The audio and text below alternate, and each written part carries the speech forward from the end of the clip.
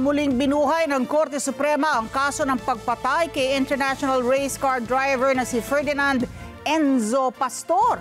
Kasunod ito ng desisyon na i-reinstate o ibalik yung warrant of arrest at hold departure order laban sa byuda nito, yung asawa niyang si Dalia Pastor na isa sa tinuturong utak sa pagpatay po kay Enzo. June 2014 ang pagbabarilin si Enzo kasama ang mekaniko nitong si Paulo Salazar sa panulukan ng Visayas at Congressional Avenue sa Quezon City. Sa 43 bahay ng desisyon, kinatigan ng Korte Suprema ang posisyon ng prosekusyon na mayroong probable cause o sapat na batayan laban po kay Dalia at binaliktad po yung naunang dismissal o pagbasura po ng Court of Appeals sa parricide charges na kinahaharap po nito.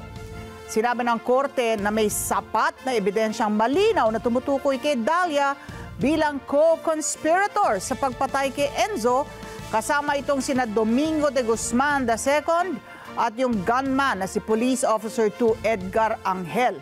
Sinabi ng korte na hindi lang nagpakita ng malakas na motibasyon itong si Dalia para isakatuparan ng plano, bagkus aktibo itong nakibahagi sa pagpaplano ng pananambang kay Enzo at tumakas pa matapos ang paglabas po ng warrant of arrest na nagpatibay sa hinala ng prosekusyon na malamang ay guilty ito sa hinaharap na reklamo.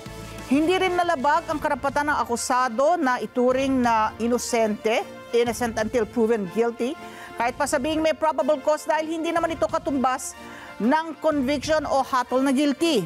Dahil sa bigat ng krimen na nagresulta nga sa pagkamatay ni Enzo, sinabi ng Korte Suprema na mas mabuting maisilbi ang hustisya sa pamamagitan ng pagpapahintulot sa mababang korte na magsagawa ng tinatawag na full-blown trial kaugnay ng kasong ito. Maraming salamat sa inyo pong pagsubaybay sa Mata ng Agila Primetime. Para malaman ang matatag, matapang at matapat na mga balita, i-follow lamang at mag-subscribe sa AtNet25 TV.